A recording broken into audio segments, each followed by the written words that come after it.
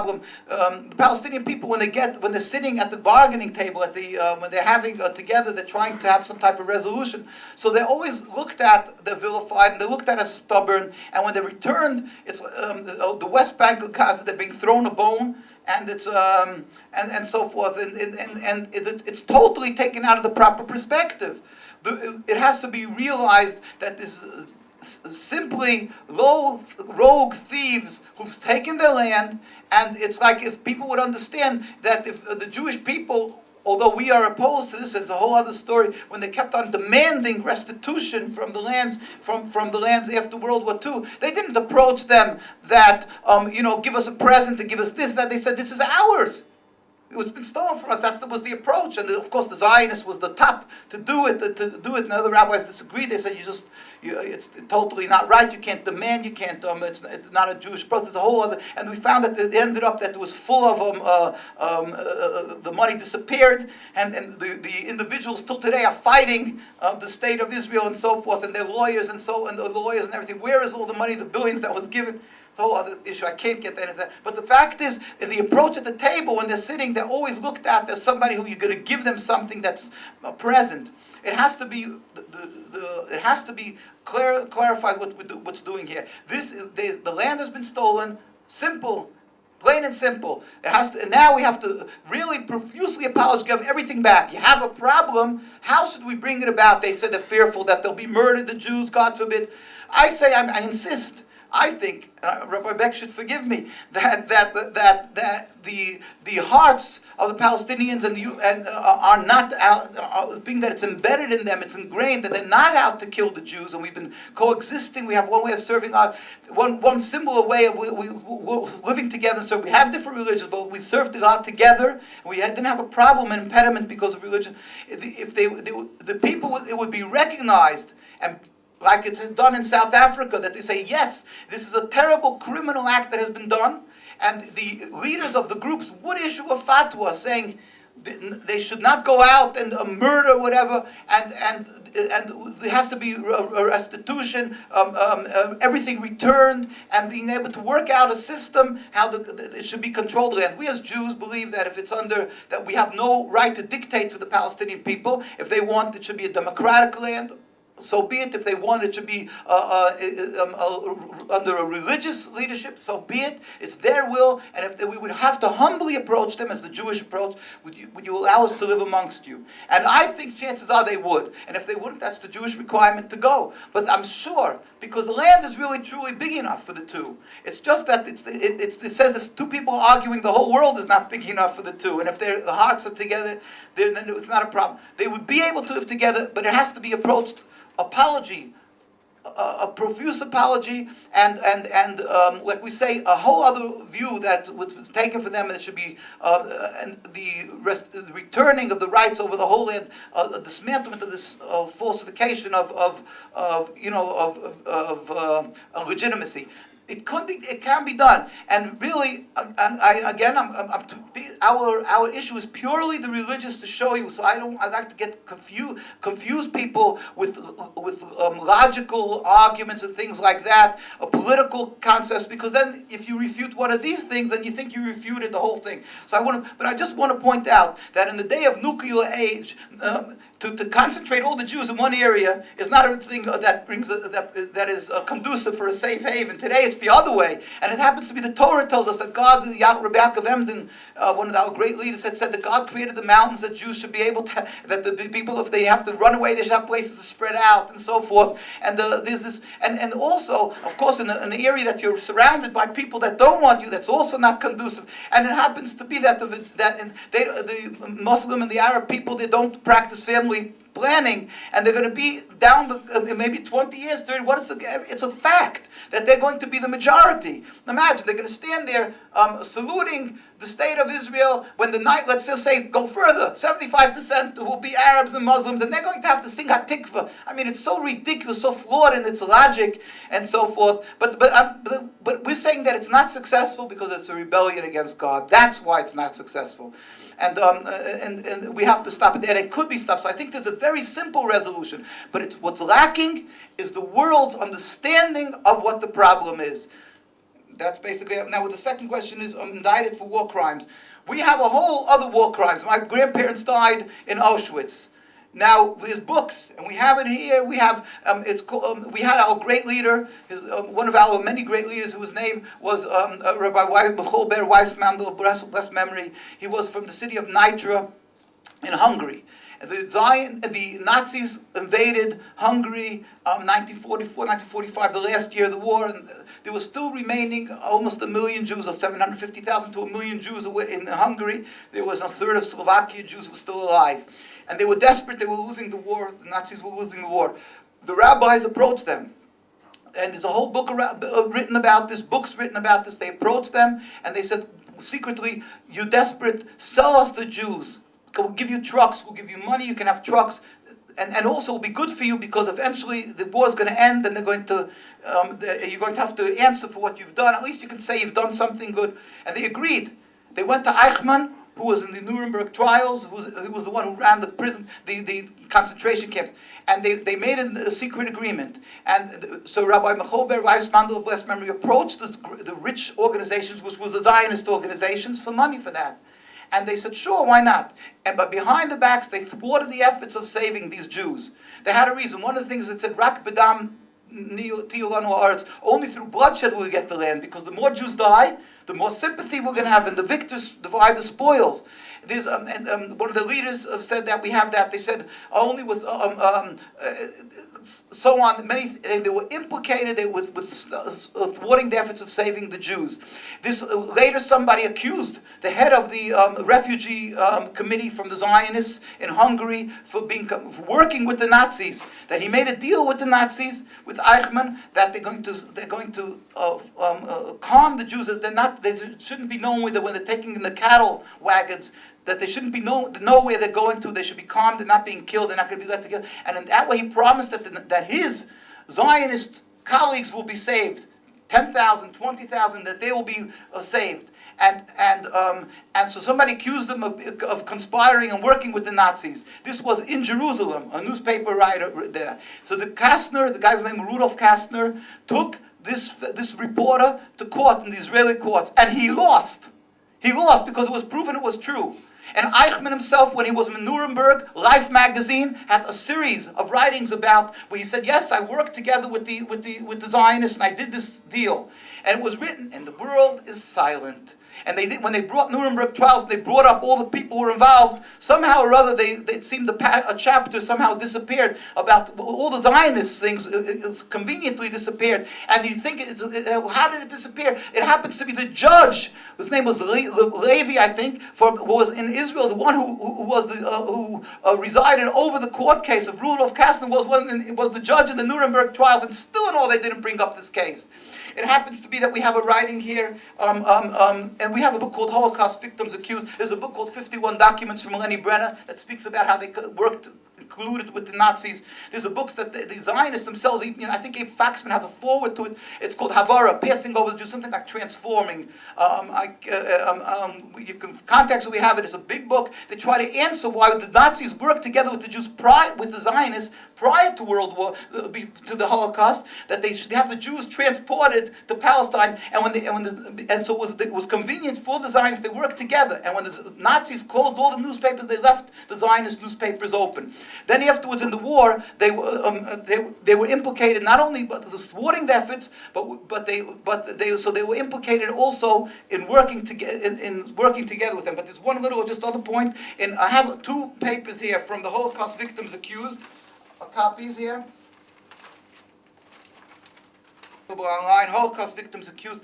Unbelievable what they did by the Second World War. You can see many, very facts. But here, in 1944, after the war, of course, the world, like I say, the Zionists used the Holocaust because people are sympathetic for the Jews suffering, and they feel guilty. There's a guilt ride that they get support. That's why they have Holocaust museums and so forth. Now, I'm not saying that's the only reason for Holocaust, but they use this. Zionism uses it.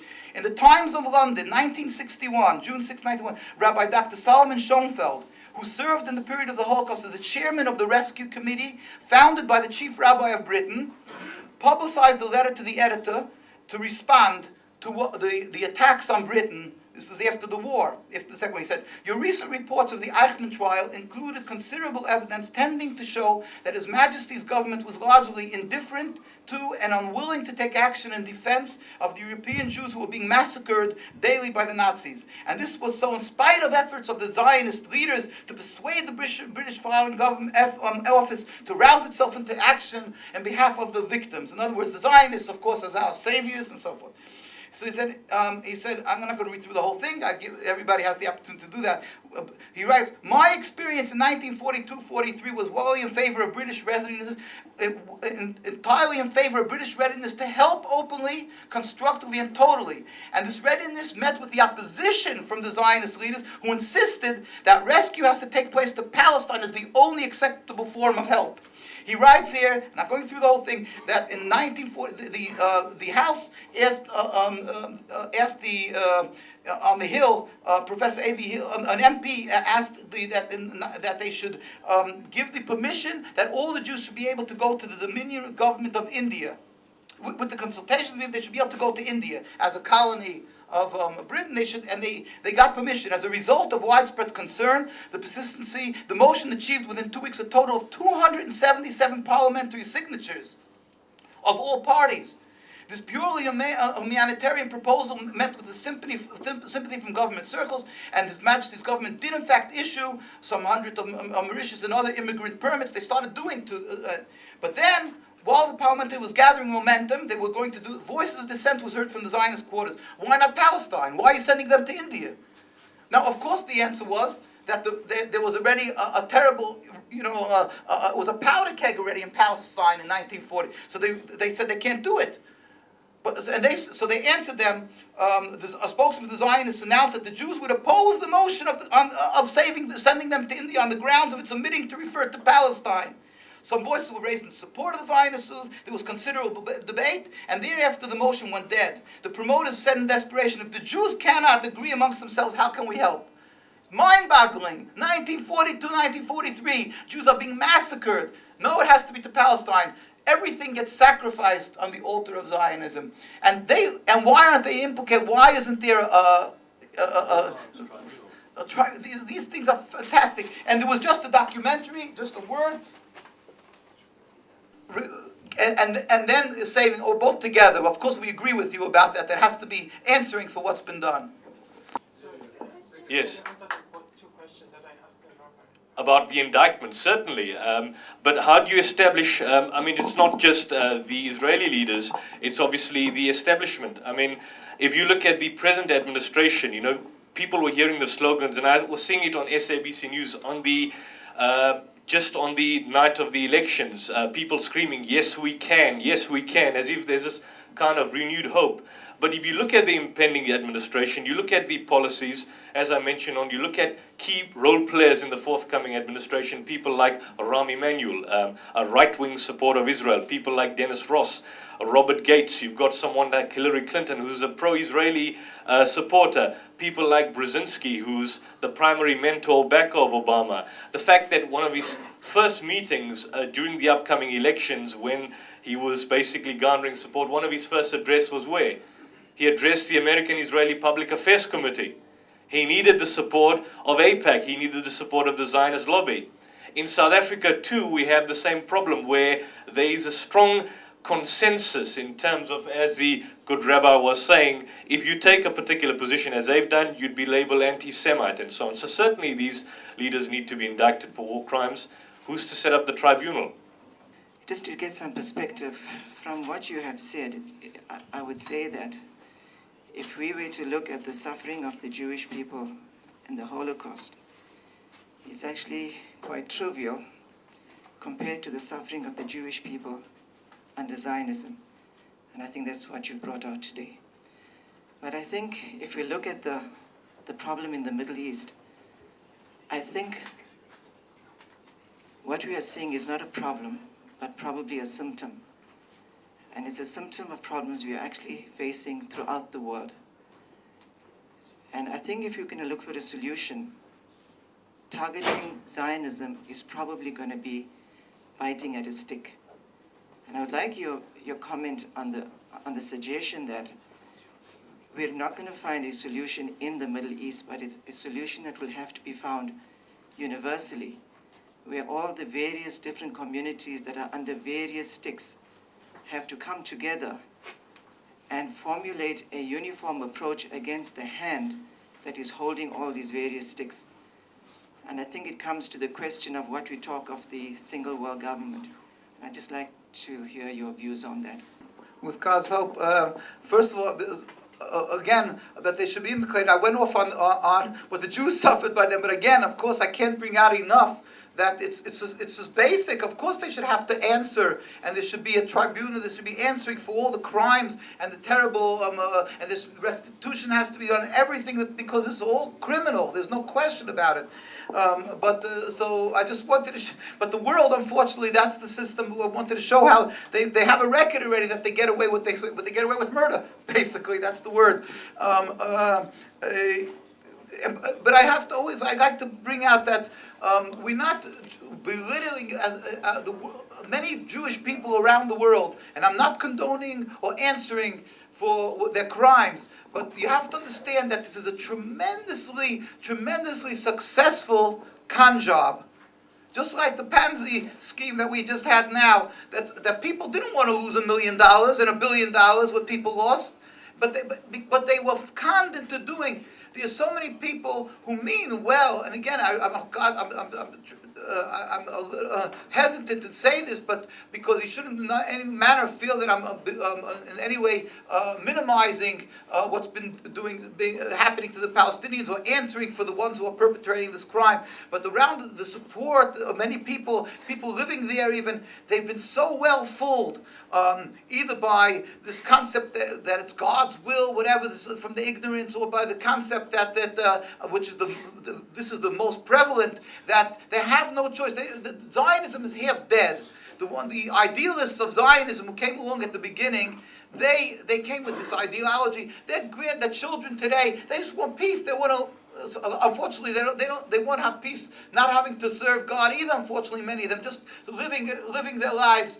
But even the ones who have more higher aspirations, but they want peace. They want, if they would be able to live with the Muslim and the Arab people together under one roof, and they would know that it wouldn't cost lives. They would celebrate. They would celebrate today the dismantlement of the state just as I. If it would know that it would not bring death and suffering. The powerful propaganda, the panic, the fear-mongering is where the problem is. And that's why these people are following that, and that's why there's no tribunal, and that's why the world is so definitely silent, because again, there's a vilification of the false portrayal of what is happening here. Basically, the Zionists, you're talking about a world solution, basically, that it's in them, there's an underlying problem here. It's not just in the Middle East, it's about a world powers and things. True. I mean, I can't really speak on that. There is. I mean, there's. First of all, you were speaking about President-elect Obama. As I mentioned, the Jewish person has to be a requirement to be respectful, loyal to their country, loyal to their leadership. Even when when Moses went to King Pharaoh, when the Jews were being enslaved, he approached them with respect. Our approach is that we beg of President Bush, or whatever. We always begging them that they should be strong. They should not be manipulated. They should not fall prey to the Zionist propaganda, and that they should understand the truth, and they should support the Palestinian people. Our President-elect Obama showed one strength that we've seen throughout which is a very strong issue. That they insisted that he should bomb. You have to go against Iran with the strongest, and he kept on standing by his position that the approach should be to speak and so forth. So you see that he has a backbone, and with God's help, he has some, a different approach. And he was, and supposedly through the years, I mean, I don't know, but that's what they say, that he was, because I haven't been following him, that he was good for he was sympathetic for the Palestinian people. So I'm saying, we hope that he took these people, who we were totally the Zionists, we don't approve of them. He took this cabinet and all, but maybe it gives him a way that he shouldn't be intimidated, that they could call him anti-Semitic. Now he'll be able, with God's help, do what's right. I hope so. And we pray to God that He should give it the hearts of kings and leaders, and we pray for our leaders that should have health and that should do God's will. He should do what's right. I hope we have to pray for that. That's and as far as the world issue goes, it's very hard for us, to correct the world, but at least I think that with this, I mean, we invite, of course, everybody to do what they can to correct this, the world where they're trying to swallow up and wrong in the world of everything. But this issue itself maybe has to be addressed immediately now, because this is burning on the second that people are dying in Gaza. The world has to get up and just, give that injection, that the explosion in of the revealing of the truth, doing in this area right now to save this issue. The world issue has to be also, of course, taken with, the evil that the forces and so forth. But we're having a short break. Rabbi Feldman? Rabbi Feldman can, of course, deal with the questions. In the meantime, yes, so I think we'll basically continue with what we've got here. Rabbi Weiss will be outside, he'll be coming back. In the meantime, if there's any questions that this audience wishes to ask, we've got Rabbi Feldman here, who will be more than willing, as competent as Rabbi Weiss, and he will be able to take the questions. In the light of the fact that the very, very first Palestinian I actually met, as I'm an ordinary citizen of one country, the now deceased lady had been an ordinary citizen of Palestine, but she happened to have been born and bred a Jewish lady.